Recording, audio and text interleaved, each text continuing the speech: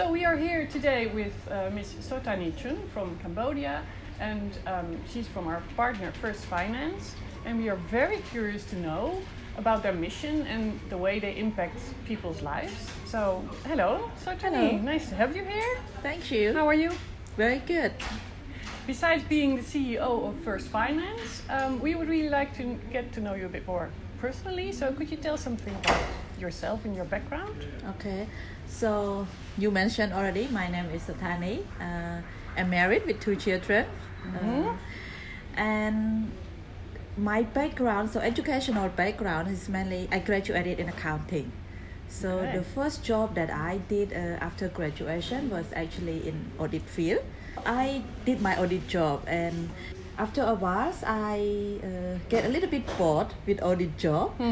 But then there was a opportunity for me, so I joined the team we call program development team, and from there that I get also involved more in the microfinance activity. Why is it so crucial to offer this in Cambodia? So this go back to the reason why the company is incorporated. So back in 2006, a group of founding shareholders found that these people are left out, and they are left out from commercial banks as well. So where do they go to if they want to have a home? They're sort of excluded from all the They services. are, yes, they are. So they said, let's do this. Let's test the concept of micro mortgage. It was the social reason that the company is set up. We meant to do this. We were set up to do this, and that's what we are doing. If you look at the clients, almost half of the clients of First Finance are women as well. Is there a reasoning behind that? Is that a focus of yours? Are they the ones that need it the most? In the past few years, we was trying to educate the client about this, try to encourage the women to stand out and be the man applicant. So if they stand out to be man applicant, then of course we count that as the woman client because that's part of the success for us, right? Okay. So it's making women aware as well that they could be the main applicant for a loan and not just be the man. dependent on the man to be the leader of the household. That is true. So this is important that they stand out, right? They understand that they can stand out. And there's not really much different whether they are man applicant or co-applicant. It's end of the day, it's the same loan. They still need to be responsible for the loan. But it's more the, perception. It's more about convincing themselves that they are someone. So that's what we are trying to do. It just doesn't mean that because you are the man applicant you would be benefiting from this or that. It's not really like that. Doesn't make any difference, to be fair. No. But the difference is among themselves.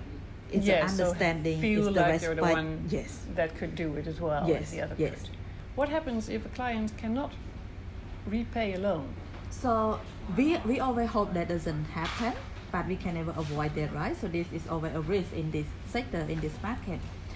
So the question, the answer to that question is mainly on what is the cause of the default.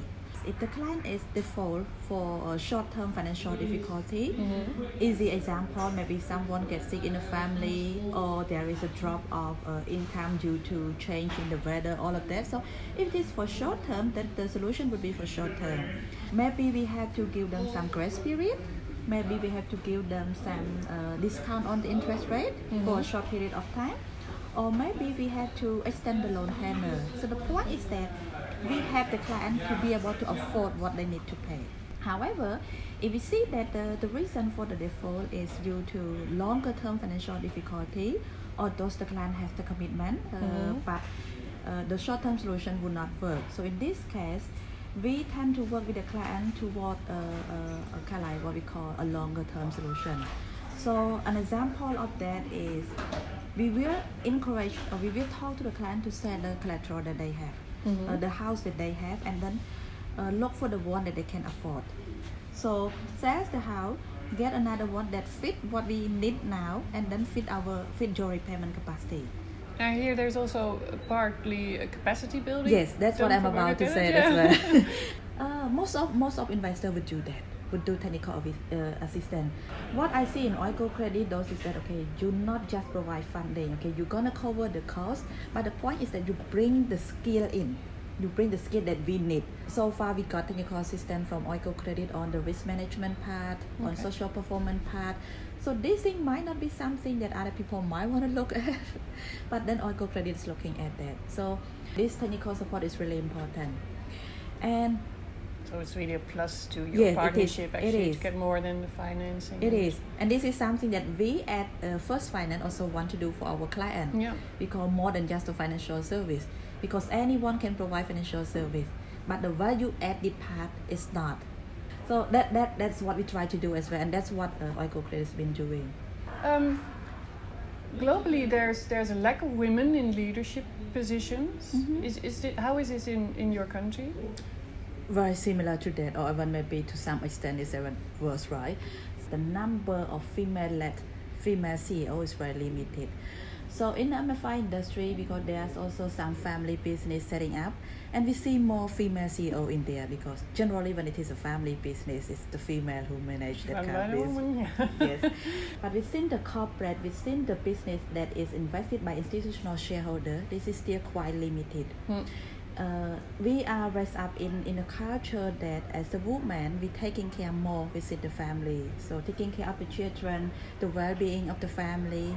Although that we start to see more balance in the society, more female, more women are going to school, they have more higher education, they have higher education or good education comparing to the men. But the point is that cultural thing is still there.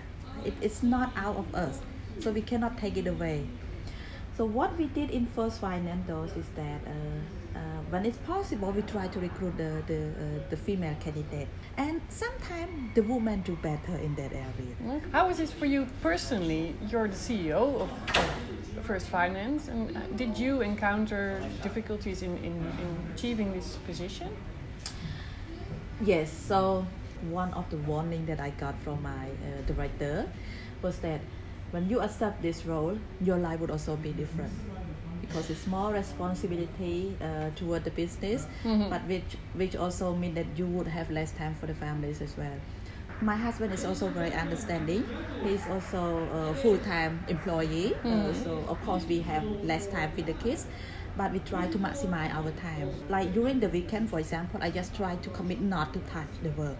So kind of I commit to myself that, weekend is a time for the family. I need to spend time with my kid. Well, thank you so much, Sothany, for sharing all of this information with us. And hopefully we'll meet again. Yes, hope so. Thank you. Thank you.